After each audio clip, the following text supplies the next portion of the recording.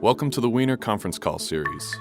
These one-hour, on-the-record phone calls feature leading experts from Harvard Kennedy School who answer your questions on public policy and current events. Wiener Conference Calls recognize Malcolm Wiener's role in proposing and supporting this series, as well as the Wiener Center for Social Policy at Harvard Kennedy School. Good day, everyone. I'm very pleased to welcome you to this Wiener Conference Call. I'm Ariadne Valsamis from the Office of Alumni Relations and Resource Development. And I want to particularly thank Dr. Malcolm Wiener, who supports the Kennedy School in this call and in so many other ways. Today, we have the great pleasure of welcoming Professor of Public Policy, Eliana La Ferrara, who joined the Kennedy School last year from Bocconi University in Italy. As an economist who works in development and political economics, Eliana focuses on the role of social factors in economic development, combining fieldwork, empirical analysis, and microeconomic theory to address questions at the intersection of economics and other social sciences. We're so fortunate she's agreed to share her expertise today with the Kennedy School's alumni and friends. Eliana, over to you. Thank you, Ariadne, and thank you all for participating in this call and giving me the opportunity to talk to you about my research. I would also like to, in particular, thank Dr. Wiener for the support to the school and for making this series available. So today I want to give you an overview of a line of research that I've been pursuing through the years, in which I basically try to use the tools of different social sciences combined with economics. Of course, I'm an economist, to tackle problems related to poverty. So let me share my screen.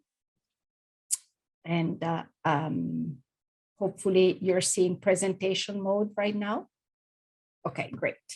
So if you look at the trends in global poverty over the past 50 years or so, you see a steady decline. So it's clear that the world today is in a better place when it comes to poverty headcount ratios, how many people are below the poverty line. But there persists very high extent of poverty, especially concentrated in the sub-Saharan African region, and as well as extreme inequality. So we still have a long way to go when it comes to poverty reduction. Of course, these averages also mask poverty within countries. So even industrialized countries and high-income countries like the US have clearly pockets of poverty within themselves. This gives you a snapshot at the country level. So traditional explanations and policies have focused around lack of endowments or resources, as well as lack of information or knowledge or access to technology. And what I want to do today is focus on a set of issues that are maybe not so well explored, but nowadays are at the forefront of what we're trying to do in research. That is the role that social factors play. And we're gonna try and understand how they shape individuals' economic outcomes and whether they constitute constraints or opportunities. So this will allow us to use the tools of economics, modeling, data analysis, but get insights from sociology, anthropology, psychology, first of all, to understand realities that are intrinsically complex, but also to propose policy solutions that can be innovative. So I decided to give you a flavor of three strands of research that I've been pursuing that have this common thread of social aspects being important in all of them, but touch upon slightly different questions. One is the role of kinship, social ties, and social norms in development.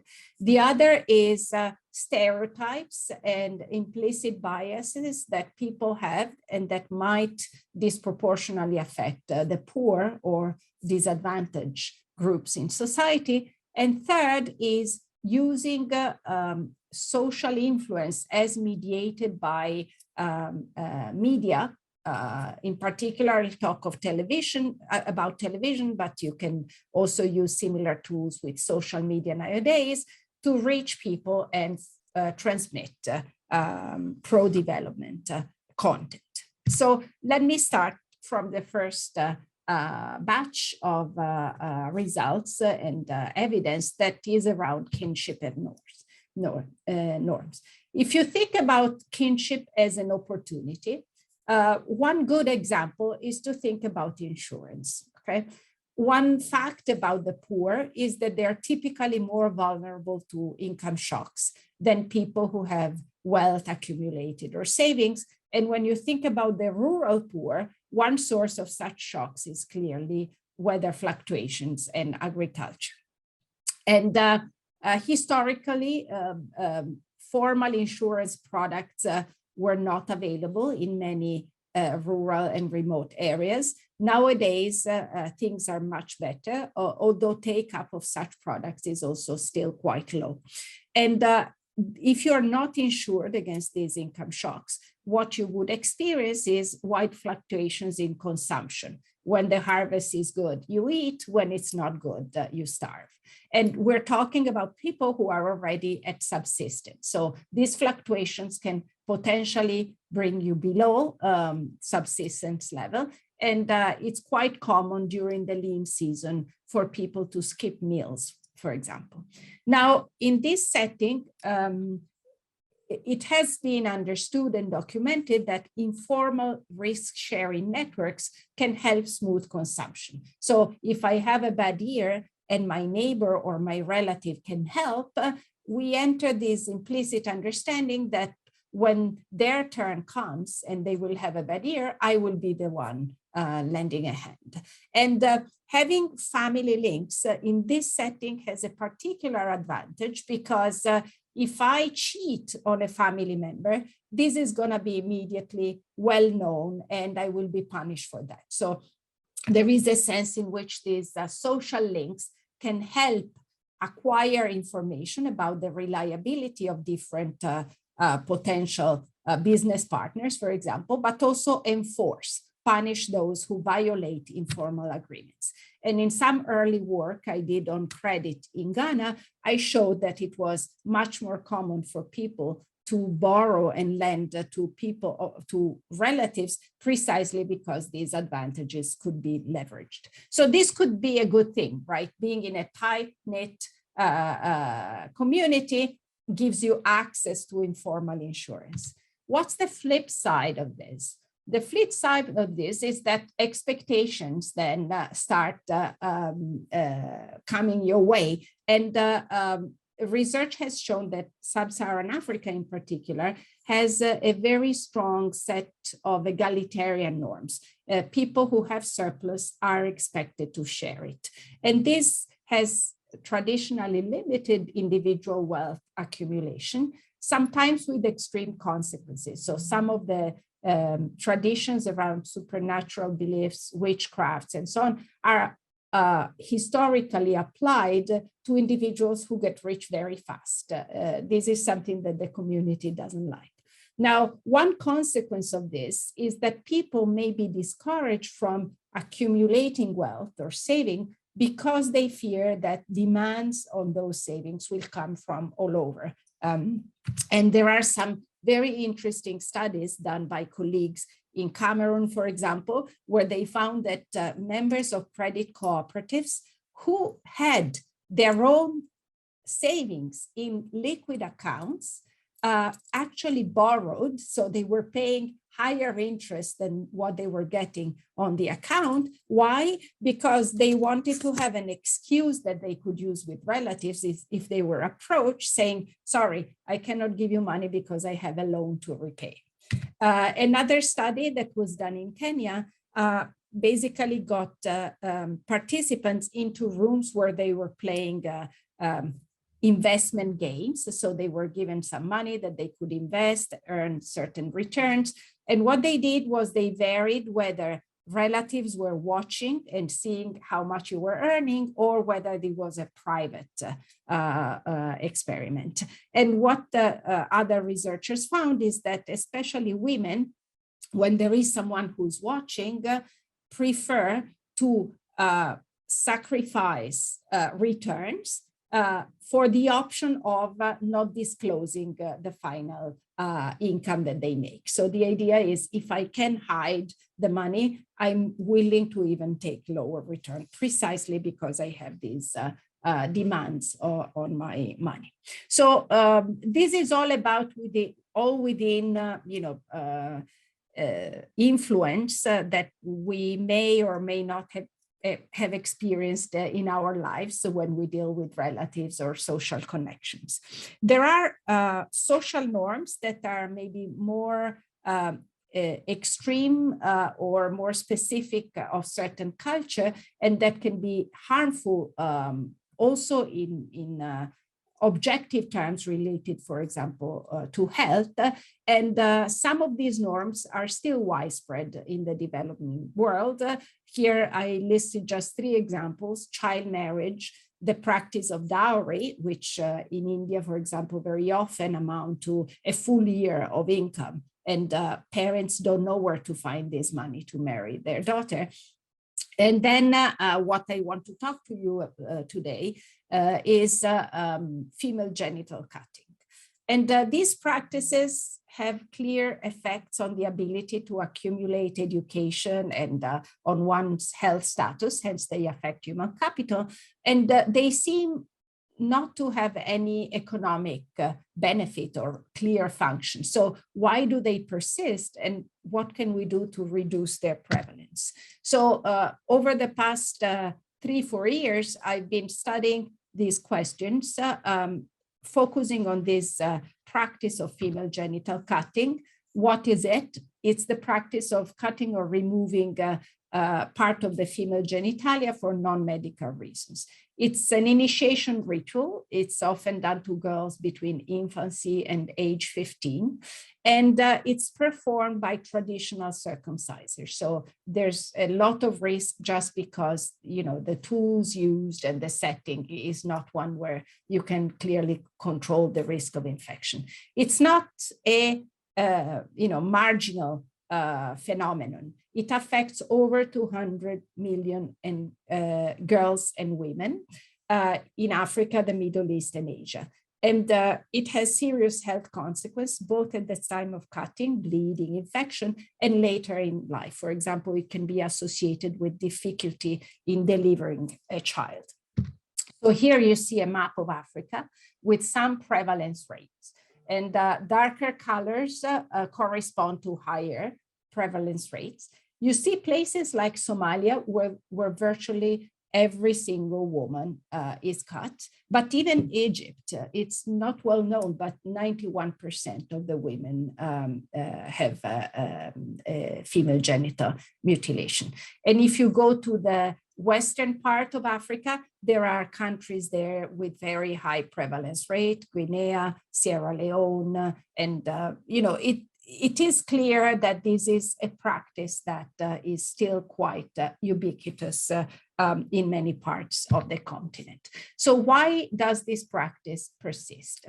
And one simple explanation is, especially for the milder forms that are not too invasive, people might underestimate the health costs. It's often perceived as something that could be a signal of virtue for the woman because it reduces her incentives to go and look for physical pleasure from other partners that might not be her husband. Another possibility is that people attribute cultural value to the practice, and this is a very serious motive because once it's embedded in somebody's culture, giving it up is like abandoning to some extent one's own identity. And I won't talk about it today, but one of the approaches that we've used with colleagues is to propose a practice that preserves this identity component, but without the cut. And finally, third reason could be misperception. So it could be that people believe that everyone else in the community is in favor, but the truth is that privately, maybe people are not. So this is something that is called pluralistic ignorance in social psychology. And I'm gonna tell you how we exploited this idea to potentially work on an approach that realigns beliefs with the actual support. And finally, people might fail to coordinate. Maybe everybody knows that it's not a great idea, but they don't want to be the first movers. They don't want to be the first one to abandon because they are afraid of being punished, social sanctions. And there are NGOs like Tostan, for example, is quite famous, that have worked on so-called public declarations by convincing a number of families within communities to together pledge that they will not cut their girls. And the idea here is that you're trying to reach a tipping point where if enough people are against the practice, then basically the whole community will move from an equilibrium where everybody cuts to an equilibrium where nobody cuts. So together with the colleagues, I've worked in Somalia on a large scale intervention where we selected 141 communities. We organized community meetings separately for men and women. And the first thing we did there was we asked them to cast a vote in an anonymous way. They just had a piece of paper that said yes or no, no names on it. And they had to say whether they were in favor of abolishing pharaonic circumcision, which is a very extreme and very invasive form of female circumcision. And we also said you will receive a small compensation in the form of airtime if you can guess what the other people are actually gonna vote, okay? So this for us was a way of not only getting a truthful picture of how much support there is, because when I vote yes or no without putting my name, I don't have any incentive to lie, but also of getting a measure of what are my beliefs about community support, because I want to try and get that money, hence I'm going to try and guess the real opinion of everyone else, okay? So this is kind of the preliminary part of the intervention, which gives us the measurements before we do anything. Then we randomly divided those 141 communities in 4 groups. One, the C line here, is the control group. Nothing else happens. We end the meeting. Then there is a first treatment, T1, where we announce the results of the poll. So we open the box and we say, hey, 30 people, 18 in favor of abandoning and 12 against, for example. In a second group, T2, we played a coordination game where we drew a circle on the floor and we said, if you are in favor of abolishing this extreme form, just step into the circle. So this is like a, kind of lab in the field equivalent of the public declarations that the NGOs are doing. And finally, there was a third group where we did both. We both announced the results of the poll and we had this coordination game. So what did we find? First of all, we found that people were overestimating support for this most invasive form of FGC. So they thought that many more would want to continue compared to the real opinions. Second, once we announced what the actual support is, we saw a reduction in pharaonic circumcision rates 2 years later. Although what we also saw was that an intermediate form, which is less harmful, but it's still circumcision. It's called Sunna. Actually, that part went up. So it's as if people substituted from the most harmful to the intermediate one. And in separate work, I've been trying to understand whether this is actually a good thing or not from the point of view of eventually abandoning the practice, because you could think that it helps, make a small step and then make another small step. But it could also happen that precisely because this intermediate form is not so harmful, it will become what we call an absorbing state. It might become the new norm forever. Okay, and so there's other work that I don't report today where we discuss this norm transition and the role of intermediate norms. And we also found that this coordination exercise we did with the circle was largely ineffective. So that part didn't change circumcision rates at all. Okay, so this was what I wanted to tell you about norms. And again, I'm very happy to go back to it and discuss more during the Q&A part of the call. Let me talk now about stereotypes. And for those of us who are sensitive about discrimination bias, which I suppose is probably all, we know that part of this could come from explicit intent of a person.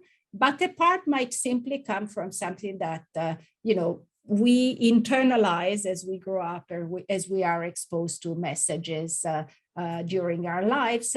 And these are stereotypes, okay? And when these stereotypes are systematically negative towards underprivileged groups, this could actually lead these groups to internalize that negative image and cut back on their efforts. So in the area of education, that's what I'm going to be talking about.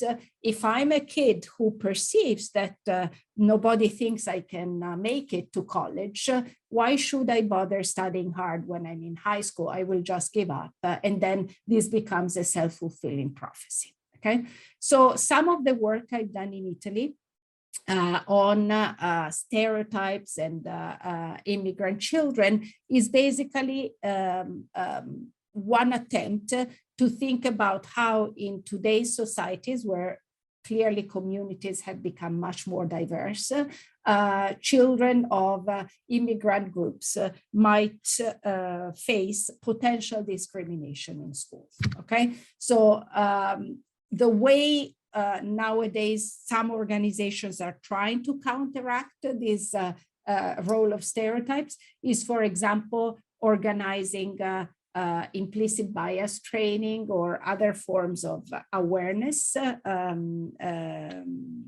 for their employees. But there is very little research on whether this works or not. And, some of the research that's out there is not too positive. What I've done with another colleague at HKS, Michela Carlana, is to basically work with teachers in Italy and dig deeper. So first, test whether stereotypes lead to discrimination against immigrants. And second, check whether once you become aware that you have stereotypes, you change your behavior, okay? So I will not discuss these graphs in the interest of time. They basically tell us that the Italian teachers give lower grades to immigrants relative to native students with the same level of ability, where ability is measured by a standardized test score. So it's kind of an objective proxy. I want to tell you how instead we measure this implicit bias and what we do about it. So we use a tool that's called Implicit Association Test, AIT. And this tool has been designed by social psychologists, some of whom at Harvard. And it consists in a quick computer task that you do to pair two concepts as fast as you can. And the idea is that the speed in associating these concepts is a proxy for how common these two are in your mental process. Sorry.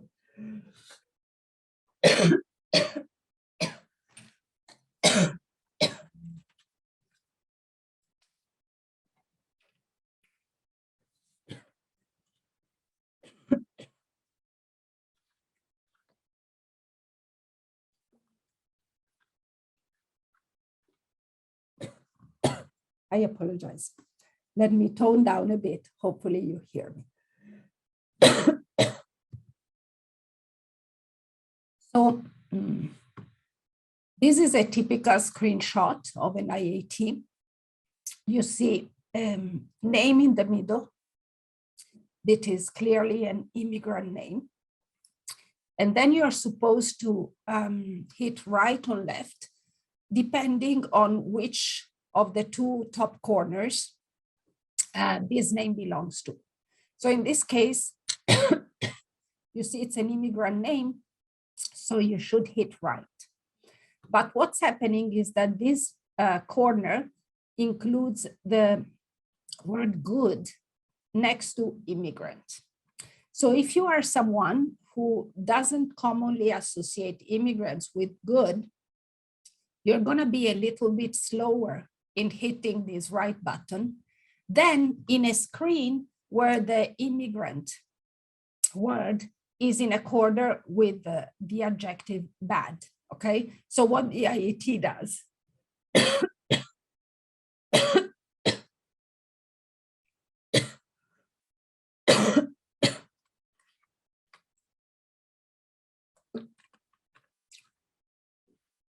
it reshuffles these words, and then you get pictures or names popping up, and it computes a speed, an average speed, in the cases where immigrant is with good and immigrant is with bad. And then if you're systematically slower in screenshots like this one, you turn out being implicitly biased. So what we've done is with these teachers, we have them take an IAT, and then we say, would you like to receive an email with your score? And most of them said, yes, I want to know what my score is.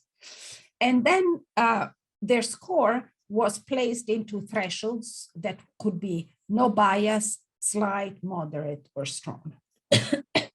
And everybody received the email, but we randomized when the email was sent out. For half of the teachers, it was the week before they were meeting to give the end of term grades. For the other half, it was the week after, okay? So for the second group, it was too late to change their grades. For the first group, it was not. And we went back to see whether the treated teachers gave different grades to immigrants relative to natives. And what we found was that the bias in grading went down, okay? So if I got this email telling me, look, your score actually suggests that you have implicit bias, when I get to the meeting, I end up choosing a grade that's more favorable to immigrants relative to the bad grade I would otherwise give. And this suggests that teachers were not aware or had not fully internalized their stereotypes, because otherwise I'm not giving them any new information. Basically, they already know, right? And in fact, we had one of our survey questions, which was, should immigrants have the same right to jobs as native Italians? And the teachers who said, no, they shouldn't, those teachers did not react to our treatment, okay? So what are the policy implications? Interventions aimed at increasing awareness of implicit stereotypes can help counteract discrimination. So for example, having committee members taking an IAT and learning that they may or may not have implicit bias. The caveat, of course, is that possibly you might overreact and then, maybe penalize one group compared to the other. So, Ariadne, I don't know if you want me to stop, or I have about 5 more minutes of. I think you should continue, and please take a moment and take a drink and catch your breath there. I know how hard it is when the coughing starts, so don't worry. But no, it's wonderful if you could continue. Thank you. I will stop if I see that I cannot talk anymore. And,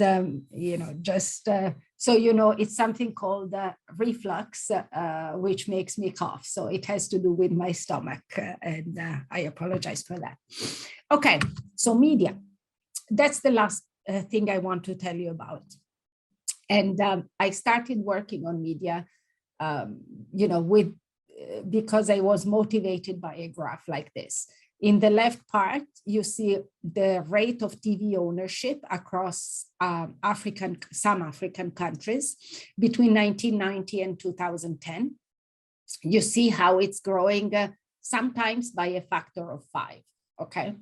On the right-hand side, you see the share of women with secondary education. It's also increasing. You see, it takes more time to build that. Okay, and I'm absolutely someone who believes in education, and I would put all my funds in that. But the point I'm trying to make is that there is a low-hanging fruit there, which is many people have been acquiring TV sets and watching TV programs. Is there anything we can do to exploit that? So can we use television? And nowadays you would say social media or smartphones. When I started, it was television as a vehicle for development policy. And for many behavior change campaigns that target deep preferences like fertility, sexual behavior, gender-based violence, we really don't have a strong case that traditional information campaigns have been so effective. So recently, there's been a move to approaches that are based on media and that try to mix education and entertainment. And that's what I want to give you a flavor of in this last part, which is the so-called edutainment. What is that? So before telling you what that is, even without explicit educational goals, there's evidence that TV programs affect behavior. And I've done some work on Brazil. I think there might be someone from Brazil in the audience here, so they can confirm that novelas are actually a very big part of Brazilian life. They're a pretty high-end product. It's not like a cheap soap opera. There are historical reasons for that. But the evolution of this is that there's a media conglomerate called Rede Globo, which since 1965 has been expanded in the countries and becoming basically almost a monopolist in the production of soap operas with audience rate of 60 to 90%. And in the early days, one striking feature is that basically most of the soap operas you could see were with unconventional female characters, either people with just one child or 0 children, not so often married. Many more were divorced or separated than it was true in Brazilian society. And the reason for this was not any ideological preference of global owners. It was that the plots of these soaps were so complicated that if every character had 5 children, the viewers couldn't follow at all. Okay, so just because of this accident, quote to quote, we have a natural experiment where viewers were exposed to small families on TV. And we're asking, did this exposure to a small family affect the desired family size? Okay, so we wrote a paper where we were exploiting the fact that Globo was entering different municipalities at different time to check whether fertility was changing across these municipalities precisely after Globo entered. And what we found was that already 1 year later, you saw the fertility rate going down. And the effect was large. It was comparable to giving 2 more years of education to women, okay? It was also particularly strong for women who were poorer and less educated, because these are the women who can easily see these role models on TV, but they are those who may not instead be reached by traditional, knowledge about contraceptive methods and so on, in the absence of targeted interventions. So the next step is to say, okay, we've seen that even when you don't want it, what you show on TV affects people's behavior. How about doing it on purpose? And here, this edutainment is basically the strategic placement of role models or socially desirable behavior within entertainment programs. And why could it work? There's an interesting literature from psychologists and communication studies that says that first, these role modeling and exemplifications can increase self-efficacy, can help people see how others have set feasible goals. Second, because you're immersed in the narrative, you don't feel like you're being lectured, okay? And hence you reduce the so-called counter-arguing. You don't raise these barriers that prevent you from absorbing the message. And finally, there's no information overload. It's pretty simple to follow.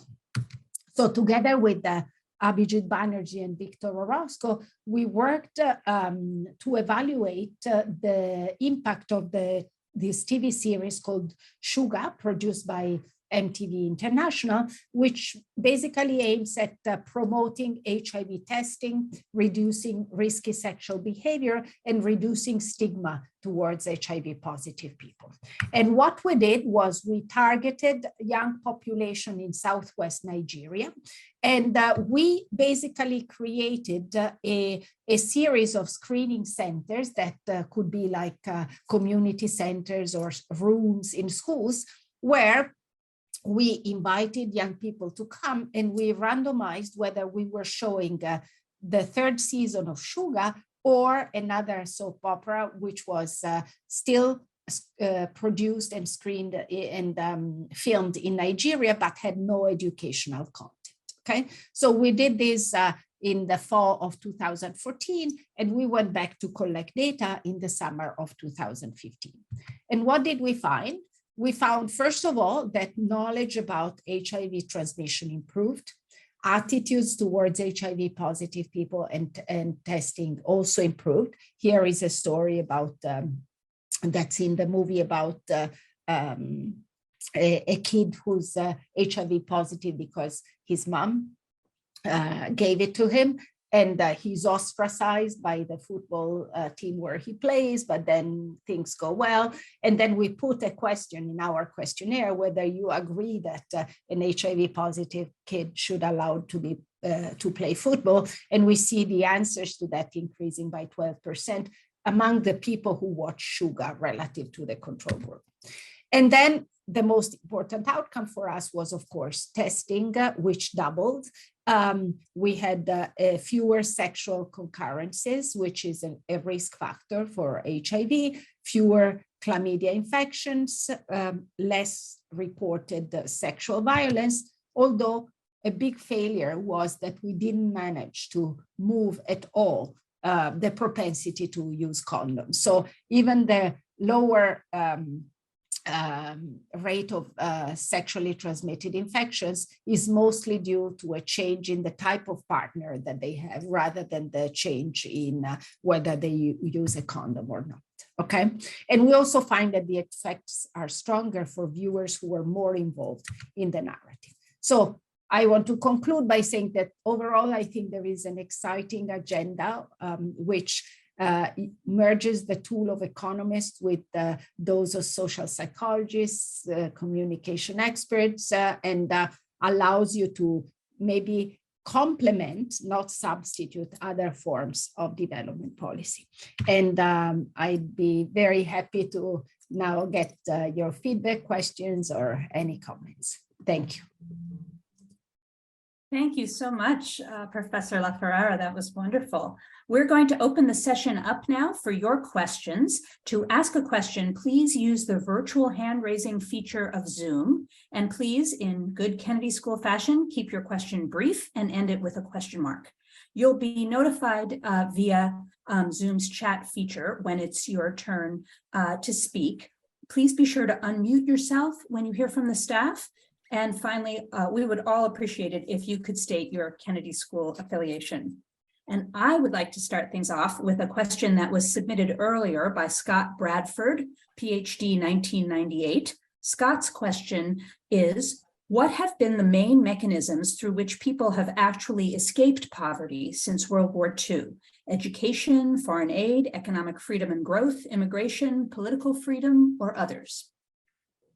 Thank you, Ariadne, and thank you, Scott, for submitting this question. It's a very big one.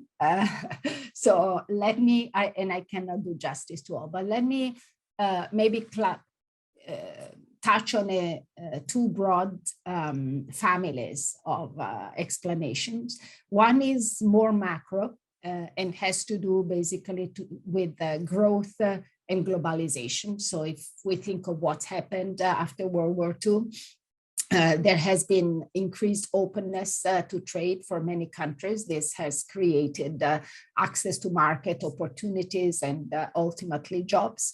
And also, if you think about technological innovation, it's a period where huge advances have been made, which have increased firms' productivity, again, creating jobs. All of this feeds into higher growth rates. Similarly, investment in the area of health, education improves the stock of human capital, increases, again, production and growth through that. So there are many reasons why, the growth rates of countries that were in extreme poverty have managed to lift them up. And we know that those declines I showed you in the beginning are basically driven by China and India, achieving these extremely high growth rates over this period. But there's a second class of explanations that has more to do with policy and also government intervention. And this has to do with our ability to use social safety nets and social welfare programs to tackle really the population that's more at risk. So think about cash transfer programs. A very famous examples are the so-called CCTs, conditional cash transfers, in Mexico, Progresa Oportunidades, in Brazil, Bolsa Familia.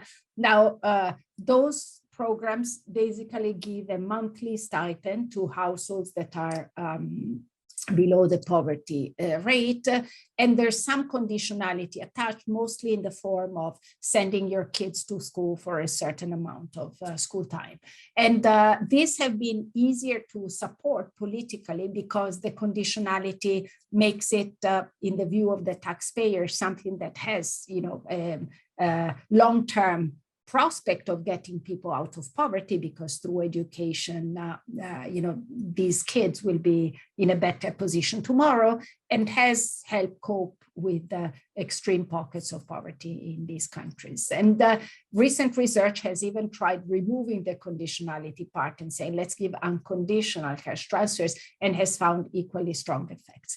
There are also approaches by NGOs, both in the area of microfinance and the famous microcredit, microfinance movement, while not necessarily successful at generating high growth rates and business growth at certain levels.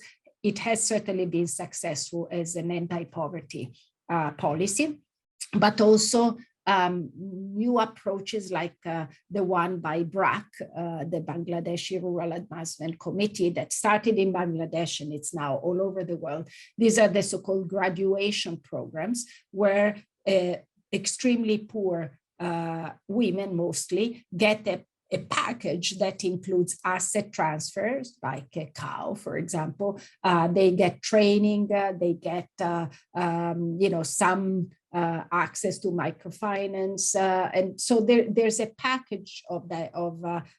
It's like the poverty trap literature, where to get people out of a poverty trap, you need a massive investment. So they get that type of massive investment, and studies replicated around the world have shown pretty consistent positive results in permanent exit from poverty for these households up to like 15 years later. So I would say these are some of the factors and approaches that have contributed. Thank you. I want to remind people you can use the virtual raise your hand feature on Zoom. And I'm going to go with another few of our pre-submitted questions, because several people asked about education. And I wonder if you could share what you've learned about how to boost efforts in education. Have you found there ways in particular to boost student aspirations that might have an impact on economic development? Oh, sure. This is an area where a lot of people have been doing research, and investments in education and attempts to increase educational achievement broadly fall into two classes of factors. One is the demand-driven approach, which is are families demanding enough education for their children? Another is the supply factors, like do we have enough schools? Do we have enough teachers? Are teachers motivated? Are teachers competent? So there's a lot of research done on all this, on how to increase demand, improve supply. The point you mentioned about aspirations is again something more recent and something that blends these psychology and economics approaches. There are a few things I can mention. One is a study that I didn't do, but a couple of studies that I didn't do, and they were done in Africa. One in Ethiopia by a group from Oxford, where they showed documentaries of successful, villagers who had started a small business, and they saw that the families who saw these documentaries invested more in the education of their children. So there was this aspirational component. Another is a very nice paper by Emma Riley, a young researcher also from Oxford, where she took this movie Queen of Katwe. I don't know if any of you saw it. It's basically a young female chess player from Uganda who, out of a slum, basically learns how to play chess and becomes a champion. And she showed it to kids 1 week before they took the test, like a big test, I think at the end of secondary school or between the transition to secondary school. I forget which level, but she invited them to the movie theater. And once you arrived, you would get a ticket that would say either Queen of Katwe or another movie, okay? And so you were just randomly split. And what she saw is that 1 week later, the girls who had been assigned to Queen of Katwe did much better in maths. Okay, so it's not that they were studying more because it was very, very close to the exam, but this idea of feeling empowered and aspirational. So I myself have worked on this in the context I described in Italy with immigrant students. And what we did there, still with Michela Carlana and Paolo Pinotti, another colleague from Milan, we worked to provide high achieving immigrant students with counseling about future educational opportunities. So in Italy, like in many European countries, tracking happens very early. So around the age 14, you have to choose whether the high school you go to is vocational, it's something that's more like humanities oriented, more science oriented. So there are different layers and they're clearly ranked in terms of prestige and income, subsequent job opportunities. And we saw that immigrant students, even the good ones, ended up choosing vocational schools very often. And so these counselors were working with them to basically say, let's look at what you can achieve. And if you have the capabilities, why, consider these other options. And we saw that especially for boys, this program helped them go to a higher ranked track, and they were not doing any worse than those who had gone to the easier track. So there was, in fact, an aspiration failure, so to speak, that we managed to address. That's wonderful. We have a participant ready to ask a question. Please identify yourself, state your affiliation, and ask your question. Good afternoon. Professor Feria. Monty McMurtry calling at present from Toronto, however, preparing to return back to DR Congo, where I've spent the past 10 years off or on. First of all, allow me to commend you and congratulate you on your moral courage in how you're conducting your research. In terms of, shall we say, female Genital cutting is, to me, is a form of pernicious torture, notwithstanding the social context. And in terms of education, where I have devoted the majority of my time, female empowerment in terms of education is absolutely essential. And my question to you is, are you optimistic in terms of your research, or how are you feeling? Because I suspect that at times you must be very, very depressed, because at times I become extremely, shall we say, disengaged. But there is something that is compelling me, propelling me to keep doing, to afflict the comfortable, provide comfort to those who are afflicted. And yes, what are your thoughts in terms of the future based on the research that you've conducted in the past? And thank you. Thank you. This is, well, it's kind of a soul-searching opportunity you're giving me right now. Let me say, I'm more optimistic about the work I've done in education than about the one I've done on female genital cutting. So with education, I've seen these, kids change their high school choice.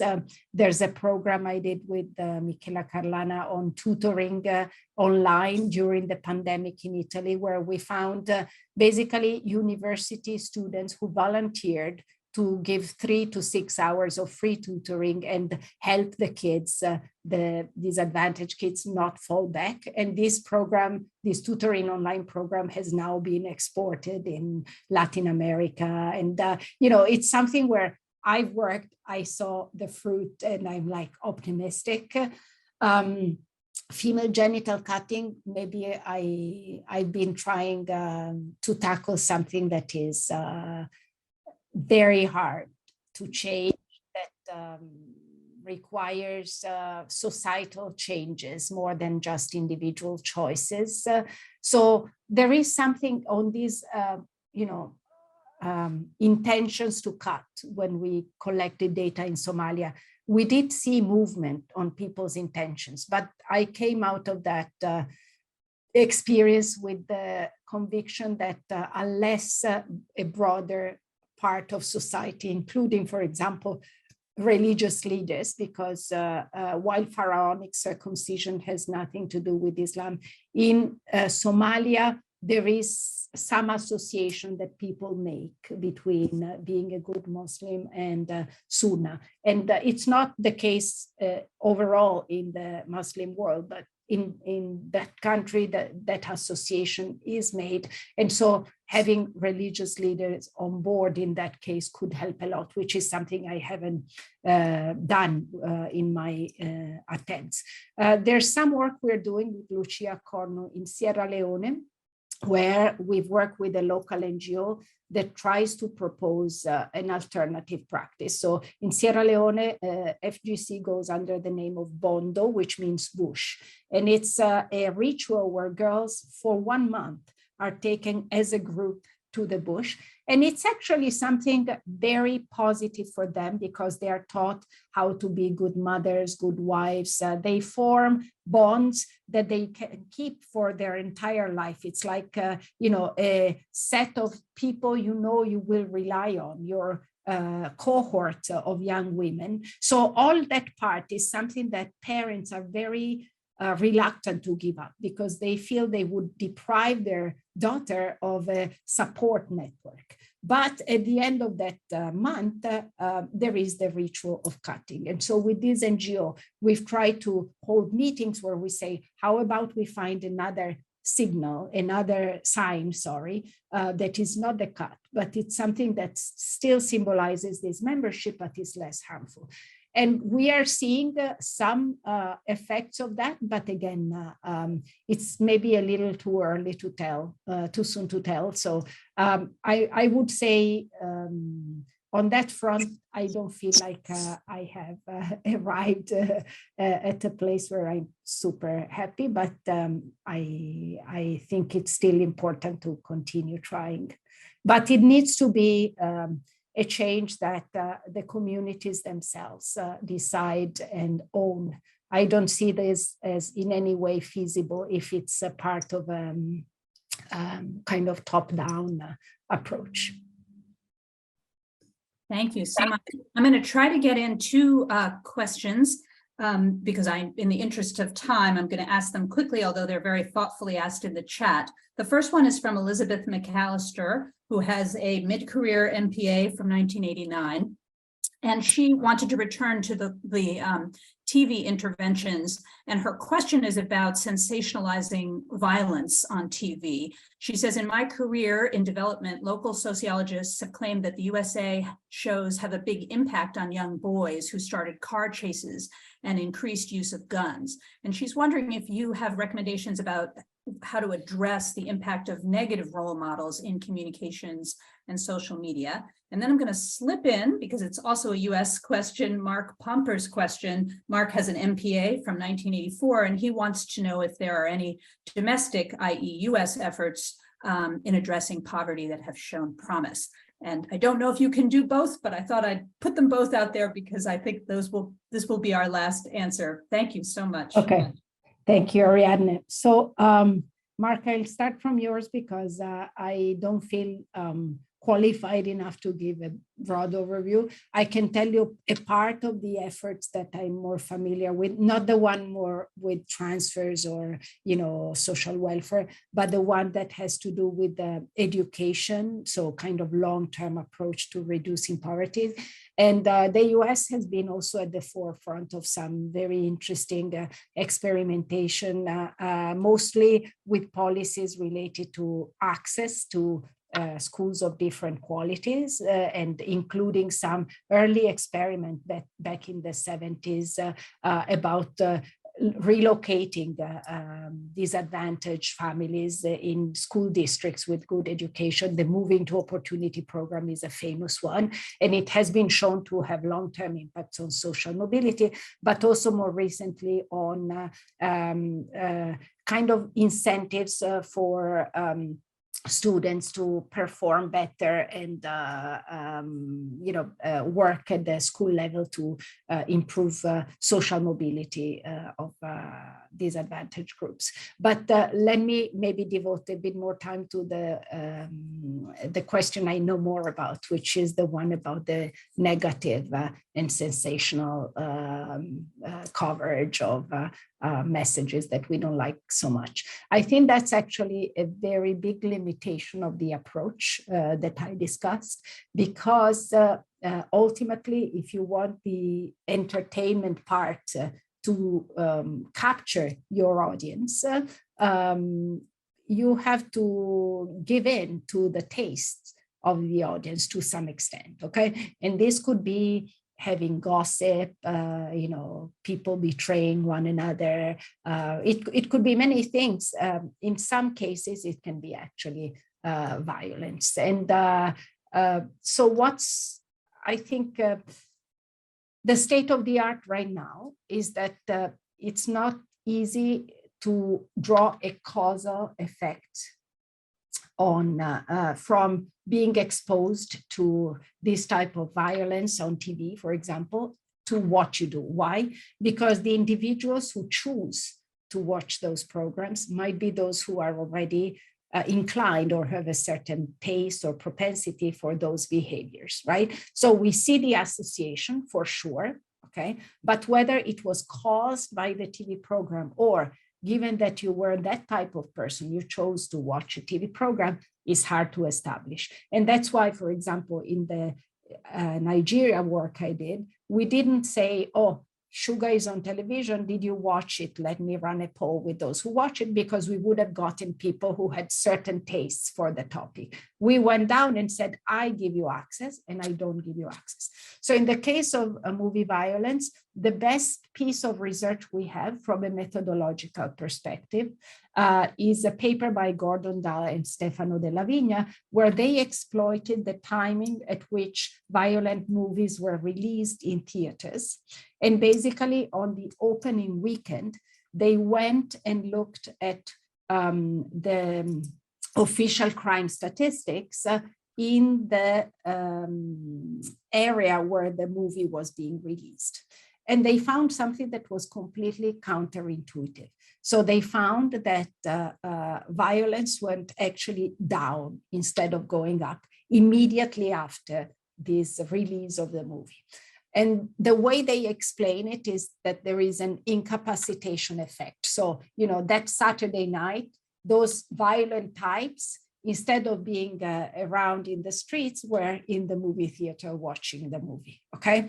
So this, I think, is an answer that is convincing in terms of methodology. It is true, this is the effect.